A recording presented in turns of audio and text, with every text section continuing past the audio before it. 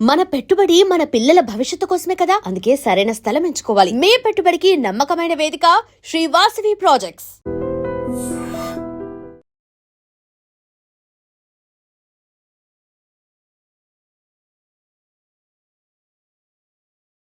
ఇప్పుడు వాళ్ళకు కూడా ఏంటంటే మరి ఫ్రిక్షన్ల ఫ్యాక్ట్స్ బయటికి రావాలన్నప్పుడు నేనేం చెప్పినా అంటే ఇప్పుడు జయ జయ హే తెలంగాణ సాంగ్ నాకు 2004 నుంచి నాకు మైండ్లో ఏముందంటే 2002లో మా అందశ్రీ రాస్తే జయ జయ హే తెలంగాణ జననీ జయ కేతనం అది మా రాష్ట్రీయ గీతం, తెలంగాణ రాష్ట్రీయ గీతం.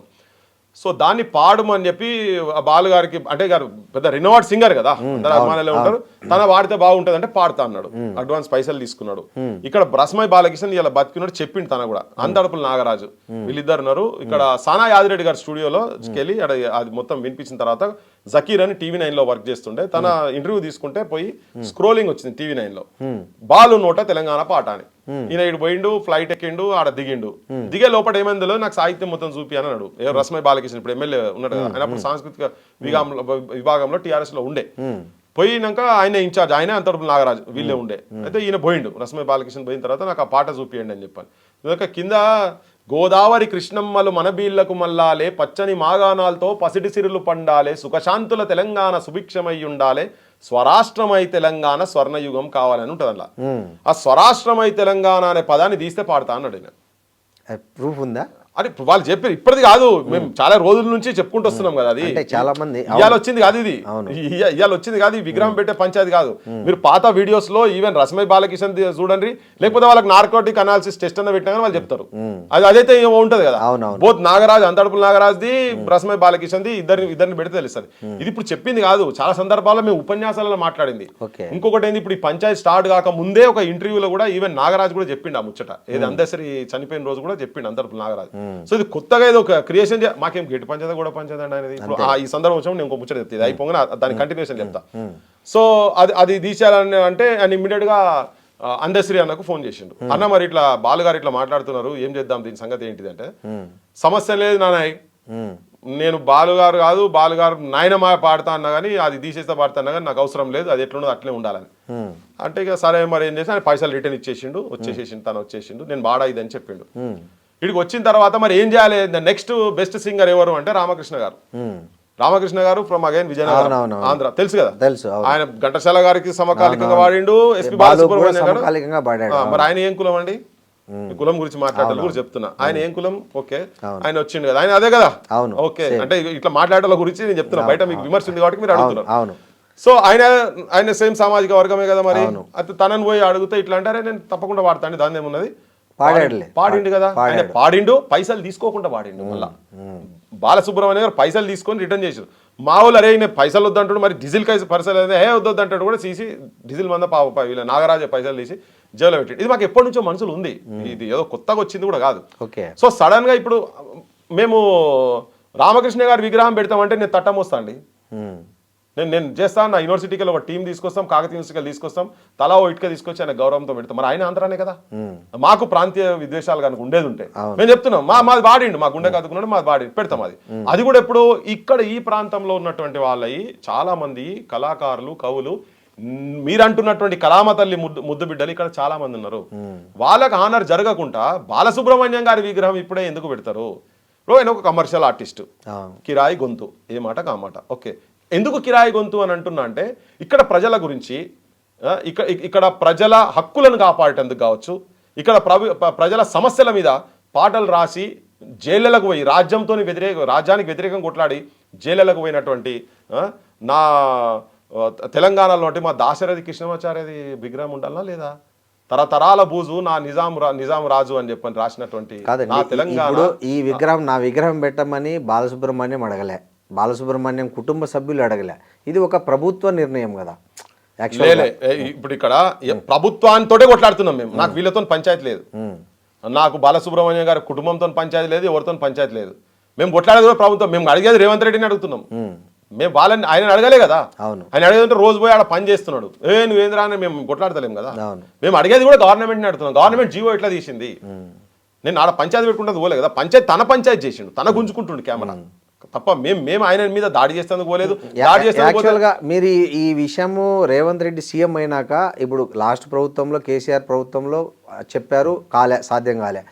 రేవంత్ రెడ్డి సీఎం అయ్యాక ఎప్పుడైనా ప్రయత్నం చేశారా ఈ విగ్రహాలు పెడదాము ఇక్కడ పెడదామని ఏమన్నా ఎప్పుడైనా మీరు ప్రపోజ్ చేశారా రేవంత్ ఆయన రెడ్డి? రోషే విగ్రహాలు, ఎన్టీ రామారావు విగ్రహాలు, మా ముఖ్యమంత్రి గారు ఇక్కడ మొన్న ఎలక్షన్ క్యాంపెయిన్ లా మైత్రివనంలో ఎన్టీ రామారావు పెద్ద ఆయనే చాలా గొప్ప పని చేసిండు, ఎన్టీ రామారావు పెద్ద ఆయన విగ్రహం పెడతా అంటే వద్దనే దుర్మార్గుడు ఎవరైనా ఉంటాడా, ఒకవేళ ఆ దుర్మార్గుడు ఉండేది ఉంటే మూసిలేసి తొక్కుతా అని చెప్పిండు ఆయన. మరి ఆయన వైఖరి ఉన్నాక ఆయనకు ఆ వైఖరి క్లియర్. ఓకే, నేను ఆ రోజు కూడా మాట్లాడిన, మా తెలంగాణ జనంకు ఫుల్ పోయింది. ఎట్లెట్లా నువ్వు ఆదరించే నువ్వు గౌరవించేటువంటి గద్దరననే బొచ్చడు సాహిత్యం తన మీద రాసిండు. ఇక్కడ నక్సలైట్లను చంపిండని కూడా రాసిండు. నక్సలైట్లు నా అన్నలు అన్నాడు, గద్దెకెక్కిన మరుసటి రోజు రాడికల్లు సార్ నమ్మను చంపి రక్తం బొట్టు పెట్టుకున్నాడు అని రాసిండు. వాడుకున్నాడు. నువ్వు అన్నలు అన్న తర్వాత నువ్వు ఎన్కౌంటర్ ఎట్లా చేసినావు అని తిరుగుబాటు చేసి రాసిండు. పోతివిరో రామన్న పేదొల్లా ఉసురు దలిగి బీదొల్లా ఉసురు దలిగి మా బిడ్డల ఉసురు దలిగి పసి గుడ్డుల ఉసురు దలిగి పోతివిరో రామన్న అని నువ్వు గౌరవించుకున్న గదరననే రాసిండు, పాడిండు, ఈ సాహిత్యం అంతా చేసిండు. మరి మాకున్న అబ్జెక్షన్స్ మాకున్నాయి. ఓకే, నువ్వు దానికన్నా ఇప్పుడు అక్కడ ప్రభాకర్ రెడ్డి గారు విగ్రహం పెట్టాలి అని చెప్తున్నాను. ఇప్పుడు మా ఈ ప్రాంతాల కాడికి వచ్చినప్పుడు చర్చ గురించి చెప్తున్నా. మీరు అడిగినరా ఎక్కడన్నా పెట్టిరా అంటే మరి ఆయన వైఖరి అట్లున్నది కదా, పాడయి అని ఎవరికి పెట్టాలి? కాదండి, మీ క్లాస్మేటే కదా రేవంత్ రెడ్డి. అయ్యో అది వేరు ఇది వేరండి. ఆయన రాజకీయం చేస్తున్నాడు. వ్యక్తిగతంగా కావాలంటే వ్యక్తిగతంగా వేరే కావచ్చు. ఓకే, ఆయన రాజకీయ నాయకుడు అని, పాలిటీషియన్. క్లాస్మేట్ అని చెప్పి నేను తెలంగాణ ఉద్యమంలో నేను తెలంగాణ ప్రజల పక్షాన తెలంగాణ ఇక్కడ రైతుల ఆత్మహత్యలు జరిగితే పాడలు మోసుకుంటే నేను తిరిగినాము. ఇలా విద్యార్థులు చచ్చిపోతుంటే వాళ్ళతో ఉన్నాము. ఇక్కడ హక్కుల గురించి, ఇక్కడ ఎంప్లాయ్మెంట్ గురించి, గిరికులాని కమిషన్ రిపోర్ట్ అమలు చేయాలి, 600 జీవో అమలు చేయాలి. ఇక్కడ సమస్యల మీదేమో మేము కొట్లాడుతున్నాం, ఈ సంస్కృతి సాహిత్యాన్ని కాపాడుకుని మేము కొట్లాడుతున్నాం. తనప్పుడు చంద్రబాబు వెంబడి తిరిగిండు కదా, పదవులకు పైసలకు పొజిషన్లకు ఆశపడి ఆయన పడిపోయింది కదా. ఆయనకు నాకు డిఫరెన్స్ ఉంది. ఆయన పవర్ పాలిటిక్స్ లో ఉన్నారు, నేను మూమెంట్స్ తో పాటు. ఇద్దరు ఎక్కడ క్లాస్మేట్స్, ఎన్ని రోజులు కలిసి ఉన్నారు? మాకు అటాచ్మెంట్ ఉంది. ఓకే, మాకు మేము పంచిన ఆయనే చెప్పిండు కదా ఇక. బట్ అది వ్యక్తిగతం. ఎక్కడ అని అంటే కాలేజ్ డేస్ లో మేము కలిసే చదువుకున్నాం. ఓకే, బాగా ఆయన ఇంటికి నేను పోయేది, మా ఇంటికి తను వచ్చేది. ఎక్కువ మేము బాగా కలిసి బాగా తిరిగి. ఆయన లవ్ మ్యారేజ్ చేసుకొస్తే మీరే ప్రొటెక్షన్ ఇచ్చారని కూడా అంటారు. లేదు, అంటే వాళ్ళిద్దరు లవ్ చేసుకున్నారు. వాళ్ళిద్దరు వాళ్ళ ఇంట్లో ఒప్పించి మెప్పించి చేసుకున్నది అదంతా. కాకపోతే వ్యతిరేకించారు, చాలా మంది కూడా వ్యతిరేకించారు. ఆ టైంలో తప్పకుండా సాథ్ ఇచ్చినాం. సాథ్ ఇవ్వలేదని కూడా ఏం చెప్తలేం. కానీ చాలా మంది వాళ్ళ రెడ్డోళ్ళనే చాలా మంది వ్యతిరేకించారు తను. నాతోనే చాలా మంది అనేది గీ రంగులు వేసుకుంటానికి పెయింట్ వేసుకుంటూ జైపాలరెడ్డి కుటుంబం బిడ్డ కావాలన్నా అని చెప్పని చాలా మంది మాట్లాడేది. ఎందుకంటే రేవంత్ కూడా మా క్లాస్మేట్, మాకు ఆ ప్రేమ అటాచ్మెంట్ డెఫినెట్ గా అది ఉండే అని వాస్తవం కూడా స్క్రీన్ ప్రింటింగ్ చేసేది. సో ఎకనామికల్ గా చిన్న ఉండేది. వాళ్ళ పెద్దన్న కూడా తెలుసు, అంది సమాజానికి అంతా తెలుసు కదా. కానిస్టేబుల్ ఉండే, ఆయన కూడా ఎన్నో వేదికల మీద చెప్పిండు. ఇంకో అన్న కండక్టర్ ఉండే. ఇదంతా ఇట్లా అంటే చిన్న ఫ్యామిలీ. ఈ చిన్న ఫ్యామిలీకి ఒక సెంట్రల్ మినిస్టర్ కి సంబంధించినటువంటి తమ్ముని బిడ్డ, వాళ్ళ ఇంట్లో బిడ్డ, మళ్ళీ ఆమెను కూడా ఎక్కువ జయపాలరెడ్డి గారు బాగా క్లోజ్ గా చూసేది కనుక ఆడ చాలా మంది వ్యతిరేకించారు. అంటే అక్కడ కూడా మళ్ళీ ఏంటంటే హోదా అడ్డొచ్చింది. ఇదేమో చిన్నోళ్ళే, వాళ్ళేమో ఎక్కడో ఉన్నోళ్ళే. మా ఇంటి పిల్లకి వీళ్ళకు కావాలని చాలా మంది వ్యతిరేకిస్తున్న టైంలలో, వాళ్ళ సామాజిక వర్గం వాళ్ళు వ్యతిరేకిస్తున్న టైంలో వాస్తవంగా నిలబడ్డాం. ఓకే, కానీ వాళ్ళ ఇంట్లో ఒప్పించి మెప్పించే చేసుకున్నారు. ఆ ఫ్రిక్షన్ మాత్రం జరిగింది. ఫ్రిక్షన్ జరుగుతుంది దాంట్లో. ఇప్పుడు అవన్నీ లోతులకు నేను అప్పుడు ఎవరు బెదిరించలేదా? ఎవరు బెదిరిస్తారా అండి? మేమే తిరిగేది పొట్టు. మమ్మల్ని బెదిరించేది ఎవడు ఉండే? మేము స్టూడెంట్ డేస్ లో ఫుల్ తిరిగేది మేమే. మీ ఇంట్లోనే పెట్టుకున్నాం రౌడీస్. లేదు కాదు, అది వాళ్ళు అంటే తన ఎక్కడో జైపూర్ ఢిల్లీ వాళ్ళు ఎట్లా తీసుకుపోయారు అదంతా వేరే సంగతి. కానీ తర్వాత రెండు కుటుంబాలు ఒకటై కలిసి చేసిన మ్యారేజ్ తర్వాత స్టార్టింగ్ లో డెఫినెట్ గా జరిగింది. స్టార్టింగ్ లో బాగా చాలా రోజులు ఫ్రిక్షన్ జరిగింది వాళ్ళ మధ్యలో. ఇక సరే వాళ్ళు గట్టిగా ఉన్నారు, వాళ్ళిద్దరు గట్టిగా ఉన్నారు. అది లగ్గం అయింది, అయిపోయింది. ఇక సరే వాళ్ళ లైన్ వేరే, తన లైన్ వేరే. దాని తర్వాత తన పోయిండు కొద్ది రోజులు. మెయింటైన్ టీఆర్ఎస్కి వెళ్ళి ఫస్ట్ 2001 బయటకు వచ్చిన తన టీఆర్ఎస్కి పోయిండు, టీడీపీకి పోయిండు. ఇక తన రాజకీయం లైన్లో తన పోయిండు. నేను మూమెంట్స్ లైన్లో నేనున్నా.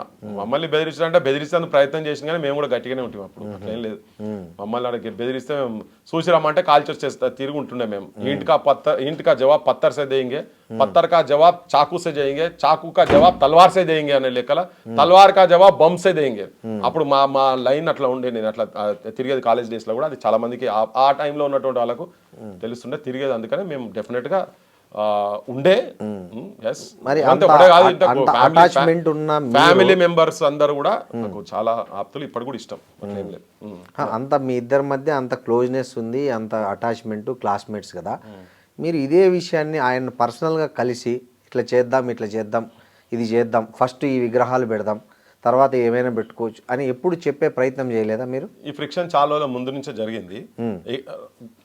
గద్దరన్న మీటింగ్కి వచ్చినాడే వేదిక మీదనే తన ముందే చెప్పిన Telangana young chief minister of Telangana Revanth Reddy, the next young chief minister deputy chief minister the another person అని మా బట్టన్న అని కూడా చెప్పి జనం అబ్జర్వ్ చేస్తురని ఒక పాట పాడి ఎందుకేడుస్తున్నావమ్మ లంబాడోళ్ళ సెల్లెమ్మ ఎవ్వారేమన్నారమ్మ లంబాడోళ్ళ సెల్లెమ్మ కట్టేలమ్ముకునే కాడ కడుపు నమ్ముకుంటున్నావా ఎందుకేడుస్తున్నావమ్మ లంబాడోళ్ళ సెల్లెమ్మ. ఈ పాట వాడి వేదిక మీద వినిపించాను ముఖ్యమంత్రి ఉన్నప్పుడు. ఈ సామాజిక అసమానతలకు నువ్వు దూరం చేయాలి, మీరు ఇట్లా వచ్చి మీకు అద్భుతమైన అవకాశం వచ్చింది. తెలంగాణలో విద్యా వ్యవస్థను సర్వనాశనం చేసిండు, బడులు బంద్ చేసిండు, మొత్తము ఈ విద్యా వ్యవస్థను సక్కదించాలని చెప్పి వేదిక మీదనే ప్రజలందరూ వినంగా నేను ఇవన్నీ కొన్ని చెప్పిన. ఉద్యోగాలు ఇవ్వాలి, అవినీతి చేసినటువంటి వాళ్ళని లోపల బొక్కల వారేయాలని కూడా ఇవి నేను చాలా ఓపెన్ గా చెప్పిన. కానీ ఏది కూడా అమలు కాలేదు. సామాజిక అసమానతలు అట్లనే నడుస్తా ఉన్నాయి. బడులు మెల్ల వీళ్ళు వచ్చిన తర్వాత కూడా మళ్ళా బంద్ అయినాయి. యూనివర్సిటీలను ఆదుకోలేదు, ఏదో ఇయ్యాల పోయిందట, ఏందో మరి పైసలు ఇచ్చిన అని చెప్తున్నాడు. మరి ఉద్యోగాలు అయితే ఇయ్యలే, 1000 కోట్లు ఇచ్చిందని చెప్తున్నాను. నేను ఇక వినలే ఆ న్యూస్ మొత్తం. కానీ జీవో అయితే వచ్చింది, అదే జీవో 1000 కోట్లు. 1000 కోట్లు కాదు, 1000 వేకెన్సీస్ ఉన్నాయి. మొదలు 1000 వేకెన్సీస్ ఫిల్అప్ చేయాలి కదా యూనివర్సిటీలో. 1000 వేకెన్సీ అసలు పంతులే లేకుంటే ఎడ్యుకేషన్ స్టాండర్డ్స్ ఎట్లా వస్తాయండి? పోతే నీళ్ళు లేకుంటే ఇంత పెద్ద పాకురు. ఫస్ట్ నువ్వు మొత్తం తెలంగాణలో యూనివర్సిటీస్ మొత్తం రిక్రూట్మెంట్ జరగాలి, బడులు బంద్ కావద్దు. ఒక్క గవర్నమెంట్ బడి కూడా కేసీఆర్ హయాంలో బంద్ చేసినటువంటి బడులు కూడా నేను మళ్ళీ తెరుస్తా అన్నాడు. ఒక్క బడి తెరుసులు కాదు, 1000 కొద్ది బడులు ఈయన వచ్చిన తర్వాత బంద్ అయినాయి. సో అప్పటి నుంచి నా వాయిస్ స్టార్ట్ అయింది, నేను నడుస్తూనే ఉన్నది. పిల్లలు ఫుడ్ పాయిజన్ అయి చచ్చిపోతున్నారు. లాస్ట్ టైం కూడా చచ్చిపోయారు, ఇప్పుడు చచ్చిపోతే దాదాపు 60 మందికి పైన పిల్లలు చనిపోయినండి.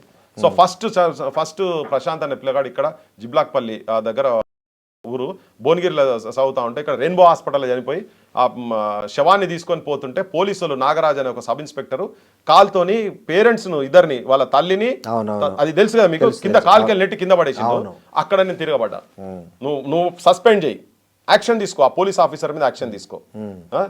గింత శవం ముంగట ఎందుకు పడేస్తారండి అని చెప్పని అనొచ్చు డౌట్స్. వాళ్ళేమో ఊరికి తీసుకుపోదాను తెలియదు. హైదరాబాద్ మొదటిసారి చూసిన వాళ్ళు. మీకు అయితే ఇన్సిడెంట్ ప్రజలకు కూడా తెలియదు. ఆ రోజు నేను ఫస్ట్ తిరగబడ్డా. నేను ఇది కరెక్ట్ కాదని మా వాళ్ళు కొంతమంది అన్నారు, అరే ఎందుకు రాను అట్లా రివర్స్ అవుతున్నాడు, అరే ఇదేంది ఇంత అన్యాయం ఏంది, పిటిషన్ ఇచ్చారు, కంప్లైంట్ చేసారు, పోయి డీసీపీకి ఇచ్చారు, కమిషనర్ కూడా కంప్లైంట్ ఇచ్చి ఇప్పటిదాకా యాక్షన్ లేదు వాళ్ళ మీద. అట్లనే కంటిన్యూస్గా టీవీ సీరియల్ లెక్క రోజుకు చచ్చిపోవడమే ఫుడ్ పాయిజన్ అయితేనే ఉన్నది కదా. అయితే బయట ఒక మాటలు లోపల ఒకటి ఉండొద్దు అనేది. నేను ఏదున్నా ప్రజాక్షేత్రంలో ఓపెన్గా ఉండాలనే ఉద్దేశంతో నేను మాట్లాడతా, అదే జరుగుతున్నది. ఈవెన్ విగ్రహాల అంశం వచ్చినప్పుడు కూడా ఇప్పుడు భాష తొక్కుతా ఏందండి, ఎవరిని తొక్కుతావు, ఏ ఉద్యమకారిని తొక్కుతావు, క్వశ్చన్ చేయదా, క్వశ్చన్ చేసి తొక్కుతావా? యాజ్ అ ముఖ్యమంత్రి దుర్మార్గులను మాట్లాడొచ్చునా, ప్రజలను మూసీలేసి తొక్కుతానని వచ్చినా ఈ భాష నాకు నచ్చలేదు, నువ్వు మార్చుకోవా అని చెప్తున్నా నేను వేదికల మీద చెప్తున్నా, మాట్లాడుతున్నా.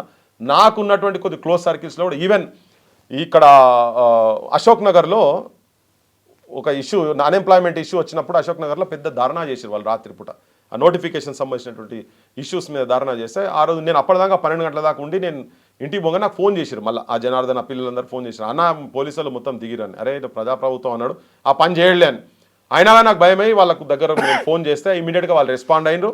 లే దెబ్బ పడద్దు, పిల్లల మీద దెబ్బ పడద్దు, అందరు చదువుకుంటున్న వాళ్ళు మొత్తం కావాల్సినటువంటి ఐఏఎస్ ఐపీఎస్ ఆఫీసర్లు, గ్రూప్ 1 ఆఫీసర్లు, ఎంఆర్ఓలు, ఎంపీడీఓలు, పంచాయతీ ఆఫీసర్లు అయ్యేటోళ్ళు వాళ్ళంతా దెబ్బ పడద్దు, కొట్టొద్దు, పిల్లలను కొట్టొద్దు అని చెప్పి నేను చాలా క్లియర్. స్టూడెంట్స్ సరే అన్నారు. ఆ తెలంగాణకు ఉంచారు. తెలంగాణ నేను 4:35 వరకు ఉన్నా, ఏం అనలేదు. తర్వాత తీసుకుపోయినరు, కొంతమందిని తీసుకుపోయి దాని తర్వాత గొడ్లను కొట్టిర్రు శ్రీనివాస్ గారు, గొడ్లను కొట్టిర్రు పిల్లలను. నాకు అప్పుడు మనసు ఇరిగిపోయింది. ఇది ఎక్కడిది, ఈ కొట్టుడు ఎక్కడిది? గత ప్రభుత్వంలో కూడా గదే పని చేశారు కదా, మరి నువ్వు వచ్చే మీరుగా పెట్టినావు, నువ్వు కూడా గదే పని చేస్తున్నావు కదా, ఇది ఎక్కడ కదా. అట్లా మీరు మిత్రుత్వం అని అంటే కొన్ని బహిరంగంగా చెప్పేటి ఉండే, కొన్ని లోపల చెప్పండి. నేను ప్రయత్నం చేసిన వాళ్ళకి చెప్పే ప్రయత్నం చేసిన, వాళ్ళు ఇంట లేకుంటే వాళ్ళ కర్మ. ఏం చేస్తాం, నా గొంతు అయితే ఆగదు. మీ కోపము బాలుక అంటే రేవంత్ రెడ్డి మీద ఎక్కువ కనిపిస్తుంది నాకు. అట్లే కదా, అంశాలు డిఫరెంట్ అంశాలు.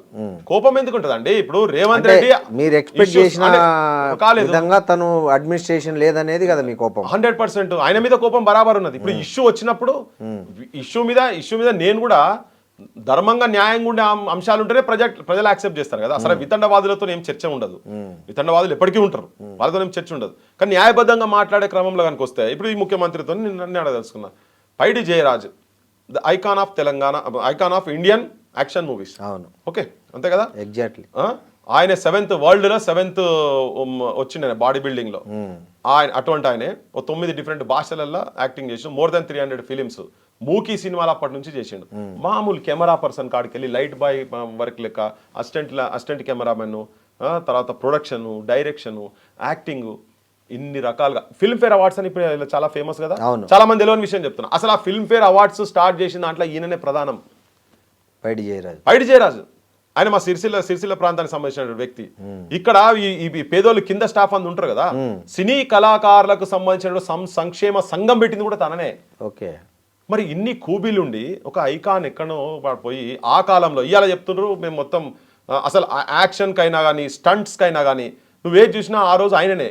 నువ్వు గుర్రం మీద సవారి, మీరు చూడండి అప్పటిదాకా ఫిలిమ్స్ చూడండి, అప్పటిదాకా కింద కట్టెసాములు తిప్పేది, కానీ తల్వార్లు ఇప్పుడు గుర్రం మీద పోయి తల్వార్లు తిప్పేదా నైపుణ్యం ఉన్నటువంటి వ్యక్తి అప్పుడు. Just the one and only one is Paidi Jayaraj. Actions కు దేనికన్నా కానీ విలన్ పాత్రలు చేసిండు, హీరో పాత్రలు చేసిండు. 20 సంవత్సరాలు హిందీ మూవీని ఏలిండు కదా. మరి తన విగ్రహం మా దగ్గర ఉండాలనా లేదా? మీరు ఆంధ్రప్రదేశ్ గవర్నమెంట్ లో పెట్టలేదు, తెలంగాణ వచ్చినాక ఇక్కడ కేసీఆర్ గవర్నమెంట్ పెట్టలేదు, రేవంత్ రెడ్డి కూడా పెడతలేడు. రేవంత్ రెడ్డి వచ్చినాక ఈ మాటలు ఎక్కువైపోయినాయి. ఇంకా అంటే ఉద్యమకారులను క్రష్ చేయాలనేటువంటి మాటలు మాట్లాడుతుండో. ఇప్పుడు రోషయ్య గారు అన్నప్పుడు నేను ఆల్రెడీ చెప్పిన, మరి మా వాళ్ళే రాజకీయ నాయకులు అక్కడ ఉన్నాయని చెప్పాను. ఎన్టీ రామారావు గురించి అంటారా, నటన గురించి అంటారా, మరి పైడి జయరాజు గారిది టాప్ స్థానం ఉండాలని. దేశం గర్వపడేటువంటి కలామ తల్లి ముద్దు బిడ్డ ఈ తెలంగాణ సిరిసిల్ల ప్రాంతంలో ఓటినటువంటి ముద్దు బిడ్డది పెట్టాలా లేదా? పెట్టాలి, ఖచ్చితంగా అడగాలా లేదా? పోనీ ఇప్పుడు అంటున్నారు ఎట్లా పెడతారని. మరి ఆంధ్రాలో ఇక్కడ పెట్టిరా? ప్రభాకర్ రెడ్డి గారు ఉన్నారు, చిత్రపురి కాలనీ అలా వచ్చేటందుకు ఆయనే కదా కారణం. అవును. పండంటి కాపురము, గాంధీ పుట్టిన దేశము, మామూలు సినిమాలు కావని టాప్ మోస్ట్ మూవీస్. ఆయన స్టోరీ రైటర్ కూడా 370కి పైన సినిమాలలో నటించిండు. ఆయన పేరు పెడతారా? ఇంకా ఎన్టీ రామారావు ఘాట్ ఉంది కదా ఆల్రెడీ ఉంది, ఆడెవరు అయితే దాని ఏం డిస్టర్బ్ చేస్తలేము కదా. 100 ఎన్టీ రామారావు విగ్రహాలు ఉన్నాయి ఆల్రెడీ ఇక్కడ ఉన్నాయి కదా. కరెక్ట్, ఉన్నాయి కదా. తెలంగాణ వచ్చి రాజశేఖర రెడ్డి విగ్రహాలు కూడా ఉన్నాయి కదా. రాజశేఖర రెడ్డి విగ్రహాలు ఉన్నాయి. మరి నువ్వు అలాయించి ఒక్కరు ఇప్పుడు ఆ రోజు బ్యానర్ పట్టుకొని తిరుగుతున్నారు కదా. ఈవెన్ తర్వాత గెలిచిన ఎమ్మెల్యే కూడా బ్యానర్ పట్టుకొని తిరిగింది కదా. ఈ ముఖ్యమంత్రి మళ్ళీ కేటీఆర్ కూడా అంటాడు ఆడ ఎన్టీఆర్ విగ్రహం పెట్టాలని. నేను అంటున్నా మరి ఎన్టీఆర్ విగ్రహాలు ఇంకెన్ని పెడతారు? మా ప్రభాకర్ రెడ్డి విగ్రహం ఎందుకు ఉండదు అక్కడ? అంటే సినీ కార్మికుల గురించి ఆలోచించాడు. అందరేమో ఆంధ్రాకెళ్ళి ఇక్కడికి వచ్చినటువంటి వాళ్ళకు భూములు జాగాలు తీసుకున్నారు ఇక్కడ.